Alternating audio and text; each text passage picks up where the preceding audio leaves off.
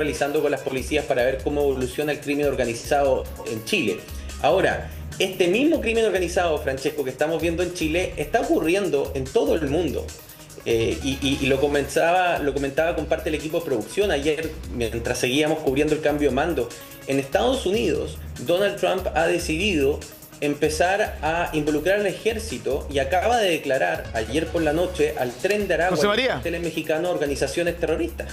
Mira, justamente pensando en lo que nos estás diciendo ahora, vamos a mostrar un titular a toda nuestra audiencia, porque la verdad de las cosas es que lo que está haciendo Trump puede ser muy importante para el mundo y particularmente para Chile para enfrentar justamente estas bandas criminales. Donald Trump ha hecho lo siguiente, fíjense ustedes, Trump regresa a la Casa Blanca con puño de hierro, dice el Universal, y lo plantea porque dentro de una serie de acciones ejecutivas donde lo vimos con una gran performance, esto por supuesto lo vamos a describir ahora y lo vamos a conversar contigo. Está Libardo Buitrago también con nosotros esta mañana. ¿Cómo estás, Libardo? Libardo, ¿cómo te va?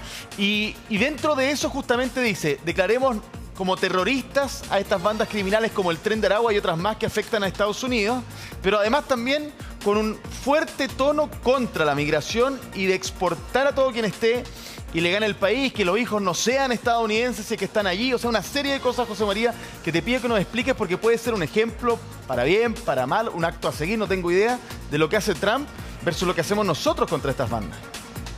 Es un síntoma de lo que pasa en Chile. En este programa hemos dicho 1000 veces, cuando la política no es capaz de hacerse de los problemas a tiempo, las soluciones que vienen son de shock y son radicales.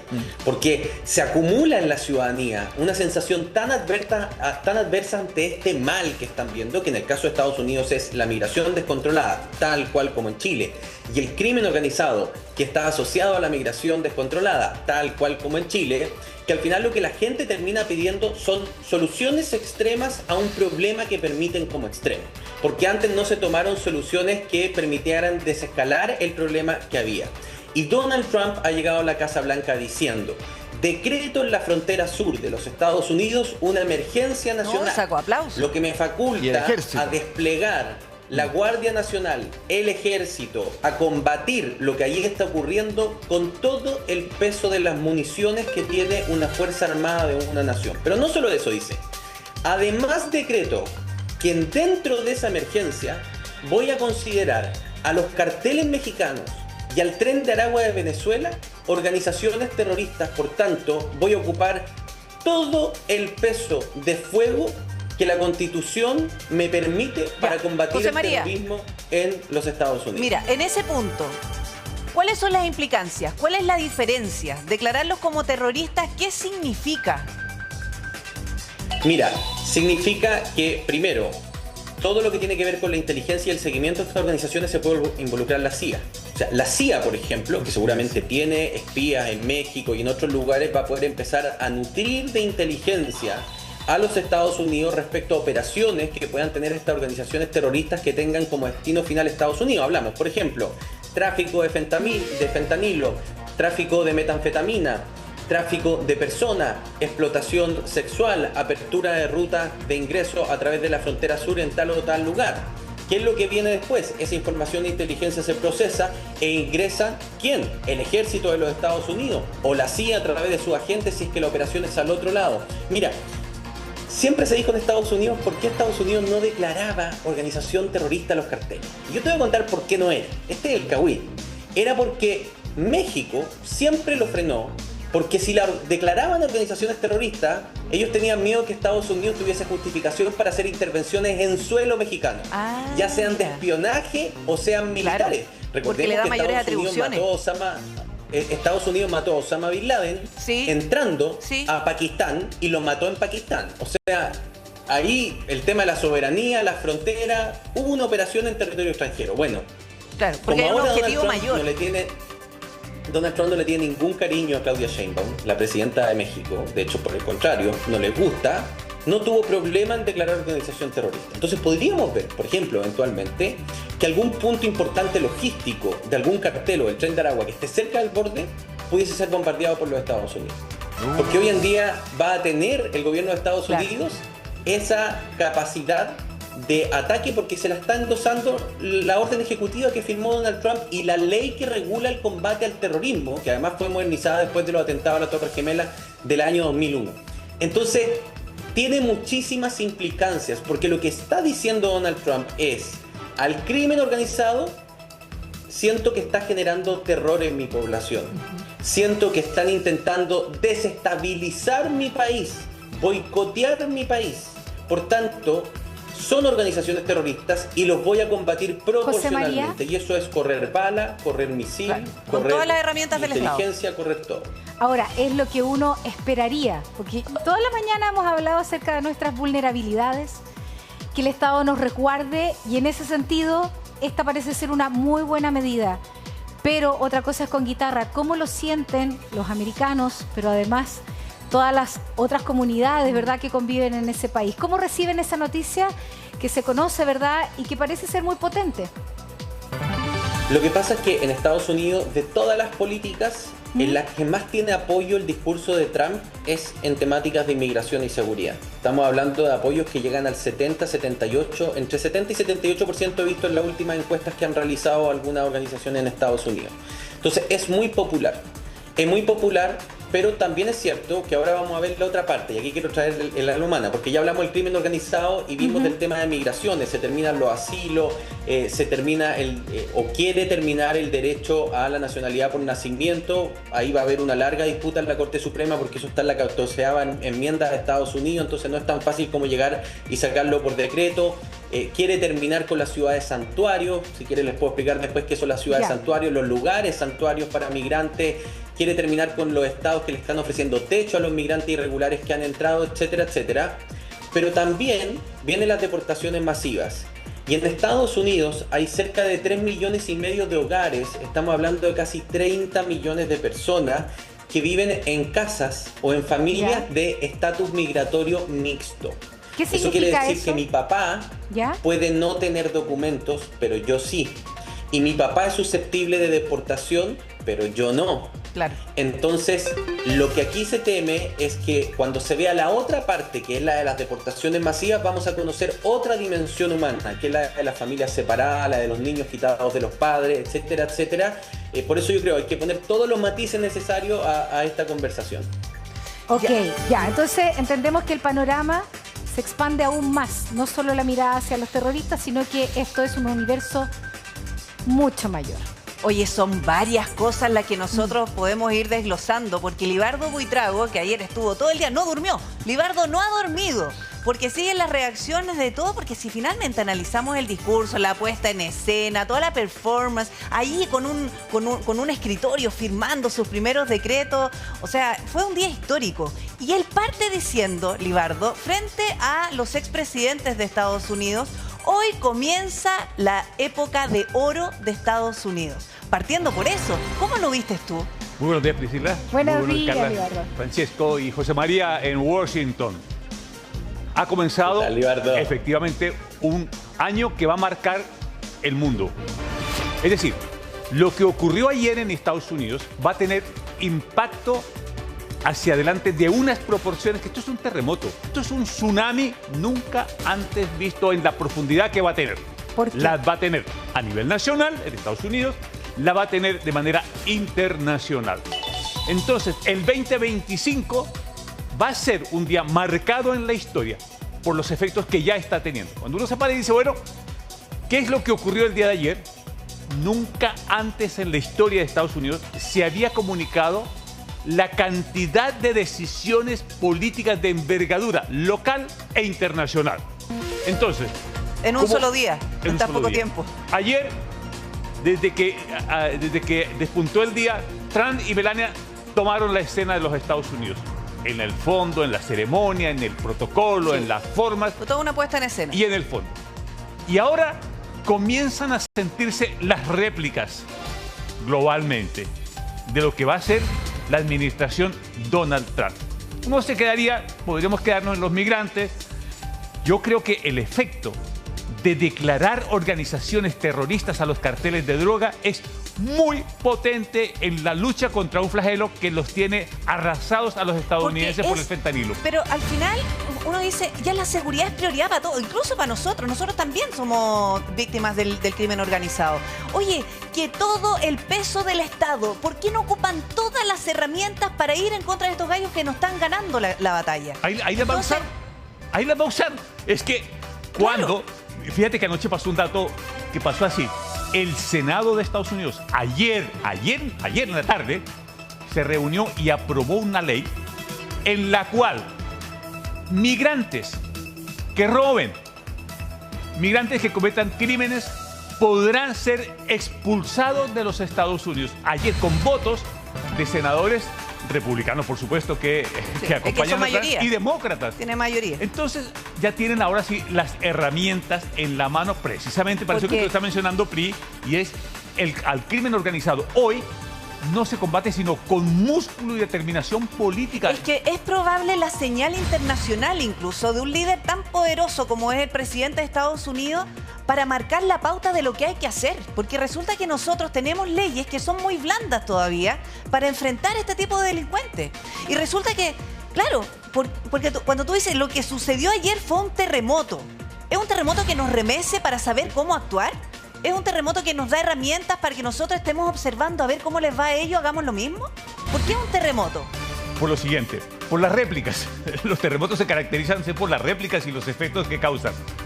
Cuando ayer dice, yo declaro a los carteles de la droga como con la característica de movimientos terroristas, y ya lo explicaba muy bien José María, lo que eso conlleva es que Estados Unidos en cualquier lugar del mundo va a perseguir al Tren de Aragua. Entonces, si aquí tenemos Tren de Aragua y si no lo resolvemos nosotros, pues ellos van a venir de manera a ver cómo contribuyen a resolver eso. Es muy potente eso cuando los carteles de droga quedaron notificados anoche, que ya no solamente son carteles que se dedican a la distribución, comercialización, acopio y venta de drogas, sino que ahora son organizaciones terroristas. Pero le agrego un componente que es el que hay debajo de eso, más complejo todavía. Los estados en donde funcionan los carteles de la droga y que pasan a denominarse con la categoría de terroristas, podrían ser facilitadores del terrorismo. Y ese es un tema muy complicado. O contribuyen a esto o son agentes facilitadores del terrorismo, que es en donde ha quedado México. O sea, para nada le hizo gracia a la presidenta Claudia Sheinbaum esta calificación, porque ahora México tiene que sacar toda su musculatura para decir, yo...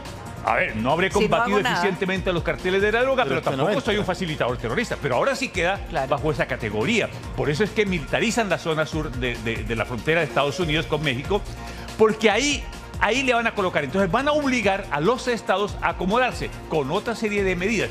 Entonces, no es solamente decirle, no, es que estos del Tren de Aragua ahora son terroristas.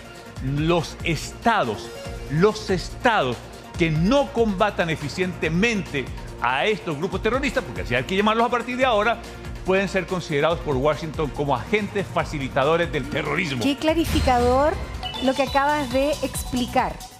Me pasa a mí una cosa, y yo me imagino, José María, que tal vez es el sentimiento también de muchos norteamericanos, que cuando él habla y comunica esto, a uno se le aprieta la guata. Porque no significa porque cuando uno dice, vamos a combatir el terrorismo, uno dice... Claro. Bueno. Pero cuando uno le hace una bajada a la noticia, como lo has hecho José María, como lo has hecho tú, Libardo, uno dice, wow, ¿cómo se va a vivir esto en el día a día?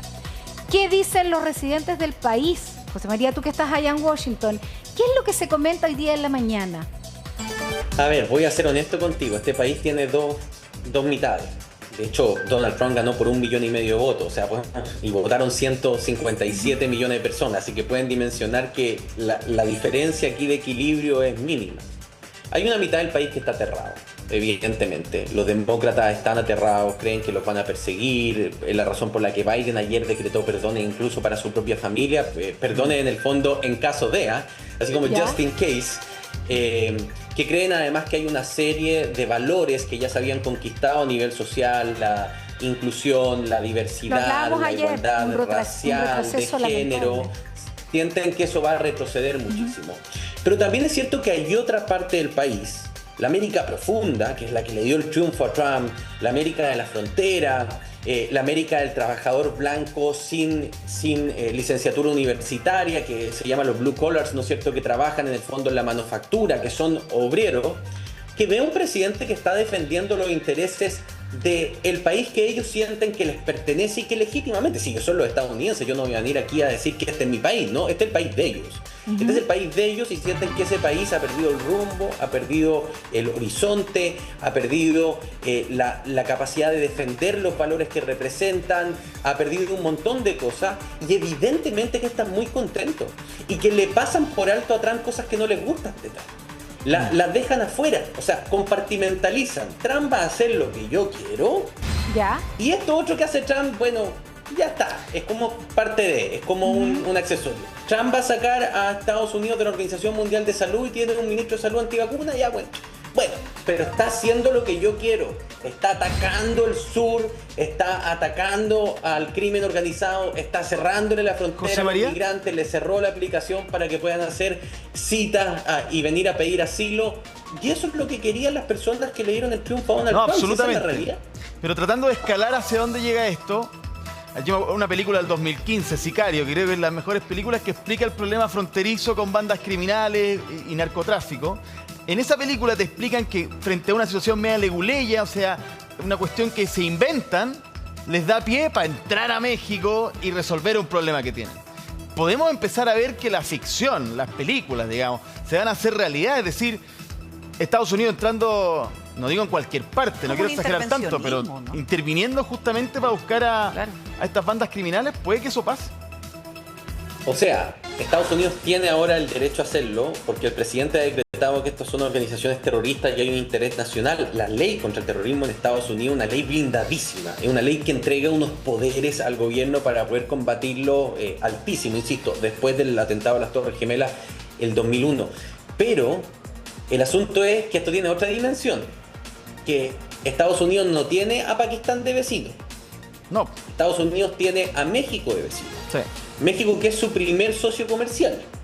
Que si México un día a otro dejara, por ejemplo, exportarle productos a Estados Unidos, lo golpea bien fuerte en los precios y en la vida cotidiana. Y al mismo tiempo, a Trump la gente lo eligió por los costos de vida. Entonces, a Trump no le conviene que se le disparen los productos, no le conviene que aumenten los precios, no le convienen esas cosas. Yo creo más bien que respecto a México no vamos a ver, al menos al principio, ningún tipo de intervención territorial, aunque sea a 10 metros más allá de la frontera, para que no se exalten los ánimos diplomáticos. Pero acá Donald Trump está mandando un mensaje y se lo está mandando al mundo, así que atención Chile también, porque esto no es solo México. Le está diciendo, o tenemos los mismos enemigos o tú eres mi enemigo. Es así de simple. José María, o combatimos a las mismas personas o eres mi enemigo. Y lo está haciendo respecto a China, y lo está haciendo respecto al crimen organizado, y lo está haciendo respecto a cualquiera que se cruce en su camino. No, estamos completamente de acuerdo y eso se nota también en quienes invitó o a quienes no invitó a su investidura. Pero dicho eso, revisemos justamente el mensaje de Donald Trump. Su primer discurso como presidente de Estados Unidos. Tenemos algunas frases que más se han destacado en la prensa mundial y por supuesto también en Chile y las queremos compartir con ustedes para conversar con ustedes. 5 frases del discurso de Trump. Vamos con la primera. A partir de hoy, en Estados Unidos solo habrá 2 géneros. Se detuvo aquí Trump y dijo hombre y mujer. Y la audiencia se levantó para aplaudirlo. Libardo Buitrago. Bueno, hizo una definición conceptual desde el punto de vista de Donald Trump, que fue un elemento también que contribuyó en la campaña. Dice, mire, ¿sabe qué? En mi presidencia, hombre y mujer. Okay. Pero eso tiene al interior de los Estados Unidos una serie de ayudas económicas y de cosas que había hecho la administración para una serie de organizaciones para la diversidad sexual, que en el fondo lo que van a hacer es que no van a recibir dinero federal. Eso es el punto central. Ahí se traduce, ahí se va a traducir materialmente lo que significa esta frase de hombre y mujer. Los demócratas deben estar saltando, porque esa era una de las columnas del programa de Kamala Harris. Bueno, pero perdieron la elección. Entonces él asigna este punto y marca. Y marca. Lo marca. Pero el que debe estar feliz es Elon Musk, porque está precisamente preocupado de bajar el presupuesto del gobierno federal. ¿Y dónde se baja el presupuesto? Precisamente en estas ayudas económicas a distintas organizaciones, que han querido hacerlo también otros presidentes, pero probablemente aquí apunte a ese tipo de organizaciones primero, José María. El asunto de Elon Musk es otro. Tiene una hija trans a la que no le habla y sigue sin decirle por su nombre social. O sea, lo de Elon Musk en este tema es un tema personal. En Estados Unidos no existía tampoco una regulación federal que estableciera las transiciones de género a nivel federal, ¿ok? En Estados Unidos, cada estado ha ido regulando esto.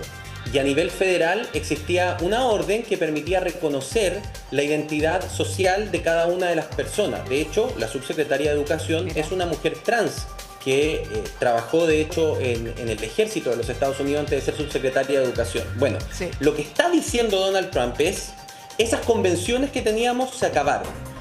A nivel federal, usted es tratado por el nombre que tuvo al nacer de acuerdo a su sexo biológico. Claro.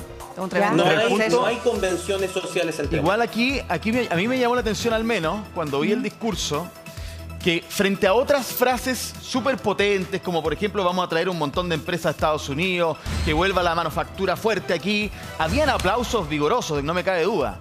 Pero frente a este tema, yo no vi a la audiencia presente levantarse con tanto ánimo y aplaudir con tanta fuerza. A mí me parece que este también es un tema contra los demócratas o el mundo progre, como quieran llamarle, también que despierta una pasión enorme, más allá del fondo mismo en términos de la regulación, si federalmente aquí o allá, es una cuestión como esta es una victoria nuestra.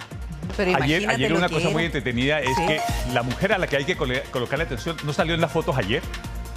La mujer más importante después de Donald Trump en los Estados Unidos no salió en la fotografía, no estuvo en el primer lugar. Se llama Susan Wiles.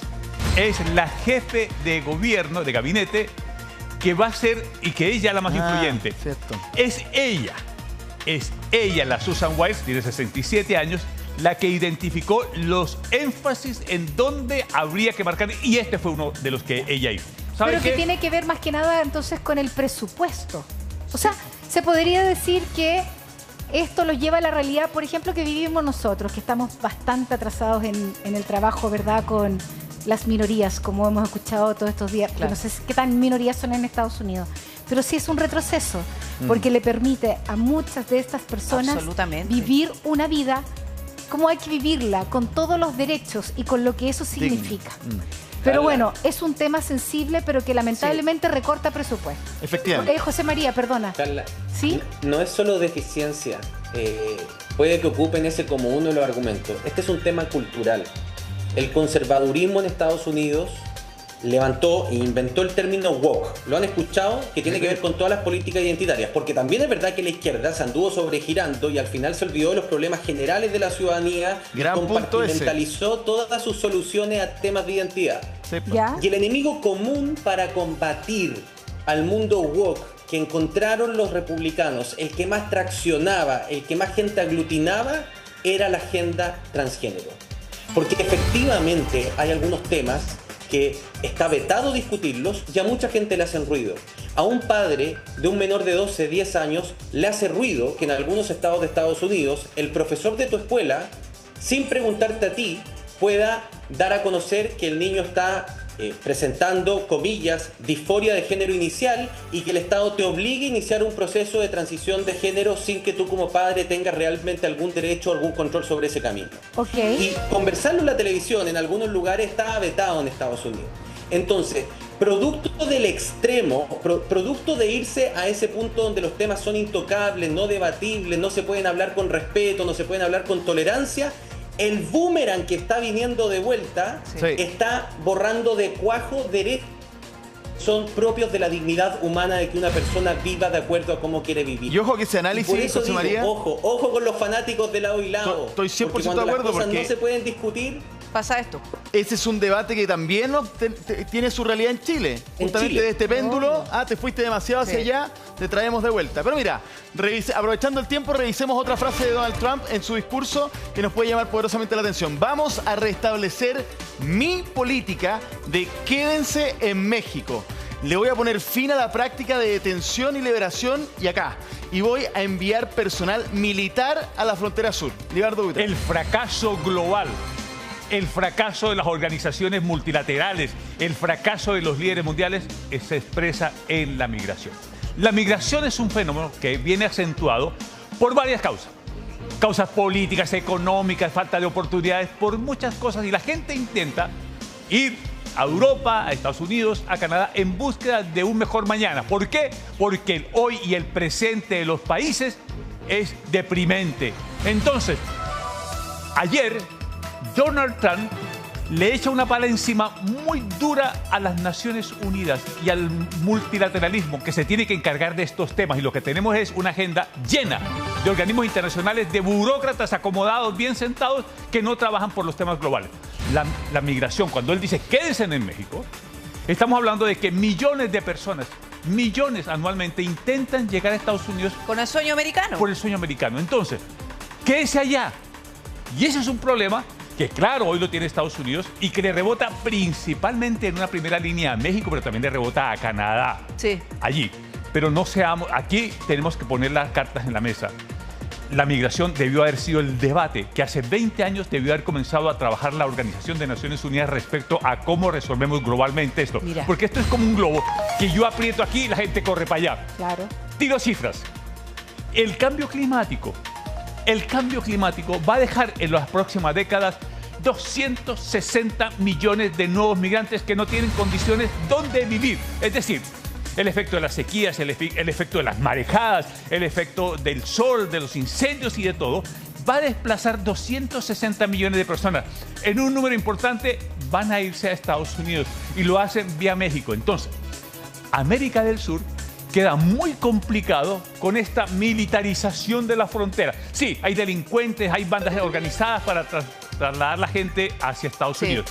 Pero también digo que hay un liderazgo mundial en declive que no ha sido capaz de identificar y de plantear el debate de los migrantes. Y que ha a hecho nivel vista global. gorda. Sí. Sí, ¿Y ahí está? Sí, y nosotros Ahí también, está. y nosotros también sufrimos esa migración. Las repercusiones de esa migración. ¿Sabes qué, José María? Que en el fondo son tantas medidas que yo me imagino que quienes están en una situación compleja en Estados Unidos, porque podrían ser deportados, aquí se habla de prioridades. Y primero Donald Trump dice, los criminales van a ser deportados. O quienes representen una, a ver, ¿cómo se dice? Amenaza. Amenaza para la sociedad. Exactamente. Gracias, Carlita. Pero resulta que también apela, yo me imagino, a la autodeportación. Y por eso te pregunto, ¿cuál es la sensación que tienen los ciudadanos o quienes están viviendo en Estados Unidos y que probablemente sean deportados porque antes de que sea así, probablemente también empiecen a escapar del país? Claro, o sea, primero, efectivamente hay un efecto disuasivo. Si usted no quiere que yo lo agarre y lo meta en un centro de retención de inmigrante antes de que sea deportado, claro, y pueda pasar ahí 3, 4, 5 meses, un año, drástico, porque su país no me lo acepta de vuelta, o no me deja que aterrice el avión, o México todavía no logro que me acepte de vuelta a los migrantes, bueno, váyase, ¿no es cierto? Claro. O sea, el mensaje es súper claro. Pero es un mensaje que tiene también actos. Hoy comienzan las redadas en Estados Unidos. Sí. Recién estaba hablando con una colega en mi canal que viajó ayer a Chicago, pues nosotros estábamos anteponiendo en la jugada, mi canal acá en Estados Unidos, y ella me decía, ya estamos todos esperando que salgan las camionetas de la migra y que comience la redada en Chicago. Y al mismo tiempo va a ocurrir en Denver, va a ocurrir en Nueva York, va a ocurrir en Los Ángeles durante esta semana. Es decir, no solo lo estás diciendo, también estás haciendo actos que demuestran y que hacen que la gente quiera irse. Pero mira, quiero traducirle a Chile lo que acabamos de ver de México. Porque de nuevo, sí, están muy buenas las frases porque son temas que van a marcar además nuestra elección presidencial del año 2025. Cambien México por Bolivia en esa frase del Wall y tenemos exactamente el mismo problema. Tu frontera norte es un coladero y Bolivia hasta hace 2 semanas no te aceptaba la reconducción de aquellos ciudadanos que no eran bolivianos. ¿Ok? ¿Y qué hizo Estados Unidos? Que creo que es lo que no hizo Chile, porque Chile siempre como que intenta con Bolivia de tratarlos con guantes blancos, porque, miren, yo voy a decir una tontera, pero si un presidente duro hubiese sido presidente de Chile, que no tenemos por qué llegar a esos niveles, le hubiese dicho a Bolivia, ok, usted no coopera, chao, le cierro la frontera, olvídese el ferrocarril, olvídese sus exportaciones, muérase de hambre, exporte por el Atlántico. Porque Estados Unidos lo que hace con México es hacerles ver el poder que tienen sobre ellos para lograr que México colabore de la manera que quiere colaborar. Así lo hizo Trump con López Obrador la primera vez. Esto ya lo hizo México. México funcionó de centro de contención de inmigrantes ilegales durante 4 años en el primer gobierno de Donald Trump. Claro. Después se cambió cuando llegó Joe Biden, pero sirvió de contención. Sí, colaboró. Y México sabía que firmó con otros países de Centroamérica acuerdos para mandarlos rápido de vuelta a esos países. Entonces, tú vas retrocediendo el camino de países que vienen, ¿no es cierto? Y cada país se va haciendo cargo del país que viene detrás.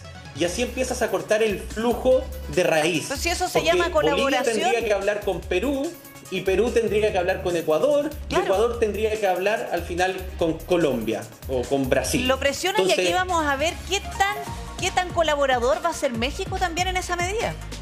Todos. Porque entonces, si yo no entro a Estados Unidos, y aquí viene la pregunta que ves ahí, José María, y es, si yo no puedo entrar a Estados Unidos, ¿para dónde me voy? Ya. Busco, ¿es Guatemala? ¿Es El Salvador? ¿Es Honduras? ¿Es Colombia? ¿Es Venezuela en donde yo busco alternativa? ¿O comienzo a buscar más para abajo? Para Chile. O sea, mire que, por eso digo, esto es un tsunami, esto es un terremoto de impacto global. Pero mire, les he traído el mapa donde viven los inmigrantes ilegales en Estados Ok. Unidos. ¿Dónde deberían empezar a hacerse las redadas? Donde acaba de decir Ya lo José vimos- María, ya lo vimos en Chicago. Chicago tiene 2.800.000 habitantes. Desde el año 2022 al día de hoy han llegado 25.000 inmigrantes ilegales, con lo cual hay 130.000 inmigrantes ilegales aquí, en Chicago, acá, hoy, en donde comenzaron las redadas anoche y hoy. Perdón, ¿y si ya se conoce esa cifra, mayormente son latinos? Hay latinos, pero hay de todo el mundo. No, Sí. que solamente estoy siguiendo tu línea. Sí. Que si esos latinos salen de ahí, ¿a dónde se van a ir? Por eso, es que imagínate que cuando hay un gran número de latinos metidos ahí, sobre todo Libardo. venezolanos y haitianos. Hagamos el punto de que esa es la gran pregunta en Estados Unidos. ¿Cómo lo va a hacer? El asunto no es si Donald Trump quiere deportar. El asunto es cómo Donald Trump va a deportar a los 10 millones de inmigrantes que dice que quiere deportar. Que claro, parte diciendo solo aquellos que cometieron delitos, pero eso tiene letra chica. Porque para el zar de la frontera, Homan, el hecho de haber ingresado ilegalmente por la frontera Comete un ya delito. es un delito. Sí. Claro. Entonces, básicamente eso abre la puerta para deportar a cualquier persona, y me da la impresión que el problema y la pregunta que todos hacen en Estados Unidos, PRI, que la haríamos en Chile también, la hemos hecho 1000 veces, de nuevo, las comparaciones con Chile y Colombia. ¿Cómo tú deportas por avión o por tierra a países que no te lo reciben a 10 millones de inmigrantes? Logísticamente es una operación casi imposible.